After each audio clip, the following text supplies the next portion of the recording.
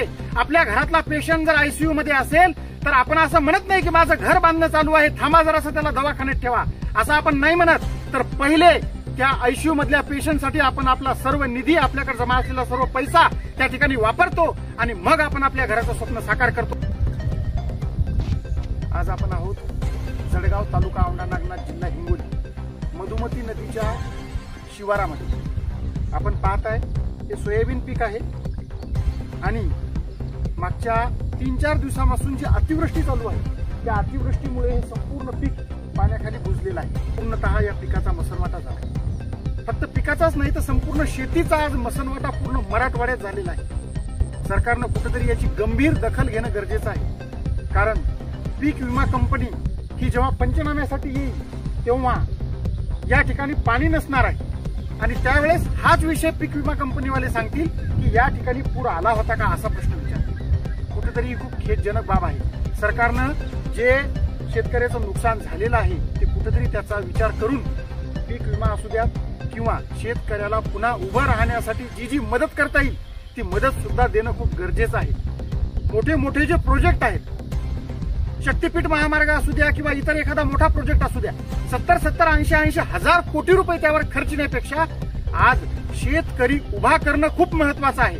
कारण याच पद्धतीनं एकतर भावानं शेतकरी मारला चाललाय आणि त्यासोबतच्या आसमानी संकटामुळे पूर्णतः त्याचं पीक मातीमोल झालेलं आहे। अशा स्थितीमध्ये कुठेतरी सरकारनं शेतकऱ्याच्या पाठीशी उभं राहणं गरजेचं आहे। सरकार आज तुमचा मदतीचा हात शेतकऱ्याच्या पाठीवर असणं खूप महत्वाचं आहे।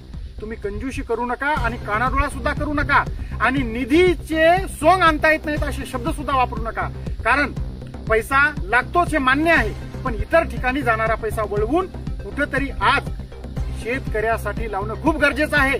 आपल्या घरातला पेशंट जर आयसीयू मध्ये असेल तर आपण असं म्हणत नाही की माझं घर बांधणं चालू आहे, थांबा जरासं त्याला दवाखान्यात ठेवा, असं आपण नाही म्हणत। तर पहिले त्या आयसीयू मधल्या पेशंटसाठी आपण आपला सर्व निधी, आपल्याकडे जमा असलेला सर्व पैसा त्या ठिकाणी वापरतो आणि मग आपण आपल्या घराचं स्वप्न साकार करतो। तसं तुमच्याकडे जर पैसा नसेल तर शासनानं सुरू केलेल्या ज्या विविध लाभाच्या योजना आहेत त्या तात्पुरत्या थांबवा आणि शेतकरी जगला पाहिजे यासाठी पहिले काम करा, हे खूप महत्वाचं आहे। म्हणून सरकारला आमची या शेतीचा मसनवाटा झालेल्या संपलेल्या पिकाच्या शेतातून एवढीच विनंती आहे, आज शेतकरी शेतात येऊन सुद्धा पाहायला तयार नाही, कारण त्याला माहिती आहे मागच्या 3 महिन्यापासून आपण जे आपल्या लेकरांनी जपलेलं जे पीक आहे ते आज संपलेलं आहे।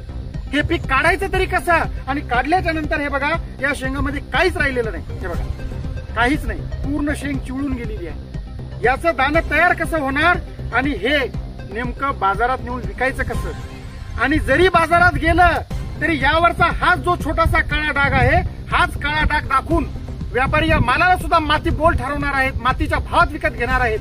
इथं तर अशी परिस्थिती आहे की माती सुद्धा राहिलेली नाही, माती सुद्धा खरडून गेलेली आहे पाण्यासोबत।